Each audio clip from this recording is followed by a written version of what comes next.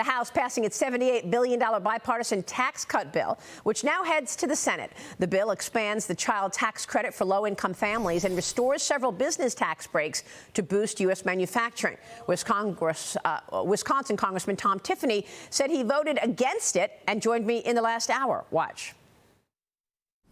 I thought there were some good provisions in regards to, like research and development tax credits, those type of things. But this really, the reason I voted against it, I'm deeply concerned about expanding welfare.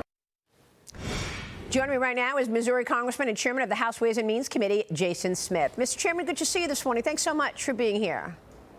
It's always good to be with you, Maria. Address that, expanding welfare. It absolutely does not. What we did in this bill, it is pro-growth, pro-worker, pro-American. It helps support families, small businesses. It sharpens our competitive edge with China. It boosts innovation. When you hear people say that it's expanding welfare, it's completely false. What we did in this bill was we used the structure of Trump's tax cuts from 2017 in the child tax credit. They are referring to the refundability portion, which President Trump in his tax cuts increased to $1,400 and had it indexed for inflation. The refundability portion of the child tax credit, as current law stands, Maria, is $1,700. What this bill did minor tweaks. It added $100 each year over the next 3 years. But the important part of this bill is it maintained work requirements. It prevented monthly checks. It made sure that there was not a penalty for families who have multiple children.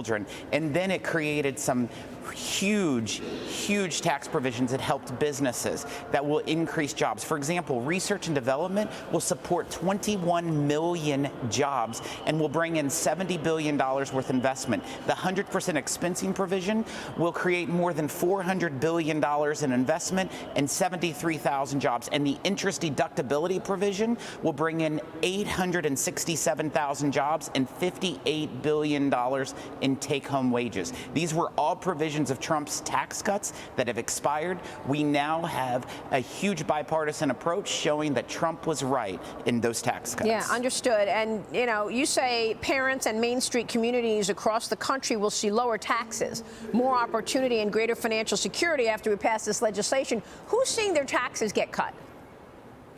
Everyone. This bill came from the American people. The very first hearing that we had as the Ways and Means Committee was in Petersburg, West Virginia, in a lumber yard where we heard from small businesses, coal miners, working moms of the issues that they're facing in the economy. We went to Yukon, Oklahoma. We went to Peachtree City, Georgia, and everything that's in this bill came from those hearings. We're delivering for the American people. You see small businesses being affected, farmers. It's a great bill. That's why you see the largest vote in more than a decade in a bipartisan tax package last night, 357 to 70, 84% of the House of Representatives in this divided government voted for this bill to deliver for the American people. It could be coming just in time, given that the expectations are that we're going to see a slowing economy this year, perhaps a recession. That's, of course, triggering the Federal Reserve to think about cutting interest rates. But what happens in the Senate? I think that the vote for itself shows that there's overwhelming support. I've been working with senators, both Chairman Wyden and I came up with this agreement. He's the leader of the Finance Committee over there. Been talking to my counterparts, and I believe they'll do the right thing and deliver for the American people. Let me switch gears, Congressman, and ask you about your ongoing investigation into the tax issues around the Biden family. President Biden's brother, James Biden, is expected to testify before the House Oversight Committee later this month. His transcribed interview happening Wednesday, February 21st, exactly a week before Hunter Biden's scheduled deposition on February 28th. I know you sent a letter with fellow Chairman James Comer and Jim Jordan demanding that the White House turn over all the drafts of Vice President Biden's 2015 Ukraine speech. That's when he called for the firing of the Ukraine prosecutor Viktor Shokin. Shokin, of course, was investigating Burisma, the energy company that Hunter Biden was working for and making $1 million a year. You requested this information 5 months ago. What is this going to get you? How are you going to get around this stonewalling?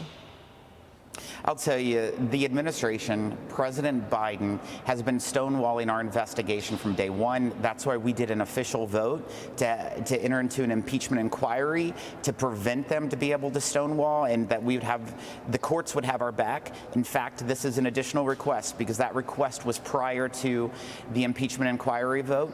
Let's hope that he responds appropriately, because the American people deserve the answers. They deserve to know the situation that occurred in Ukraine when the president threatened that if they didn't get rid of a prosecutor that was investigating Burisma, which is the company that the president's son serves on, Hunter Biden, and was paid millions of dollars to serving on, that Joe Biden said he would withhold $1 billion.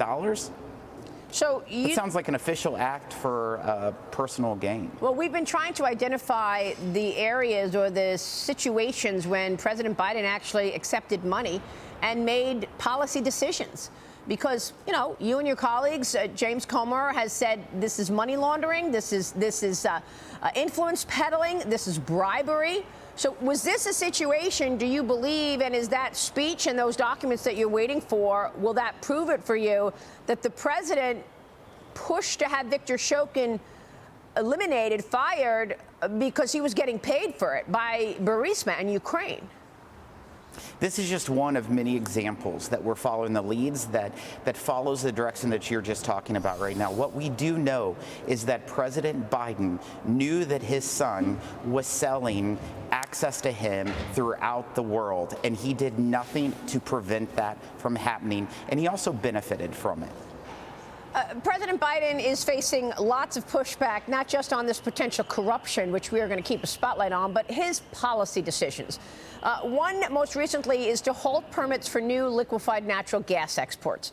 A Texas official sending a letter to the White House accusing the administration of pausing LNG exports as a retaliation against the state for defying an order to remove that razor wire fencing from the southern border. Chairman, is there a war underway between Texas and this administration? I'll tell you, the president cares more about Moscow than he does about Midland, Texas. And that's what we're seeing in the policies that he pushed forward.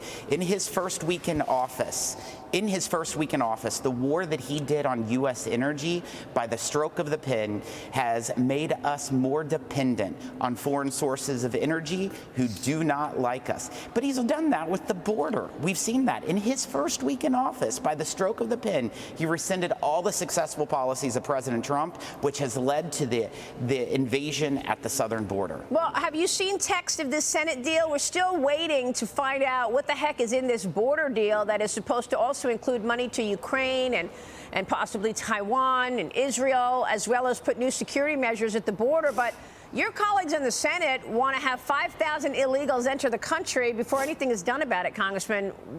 Speaker Johnson said it's dead on arrival in the House, but can you give us any new information about it?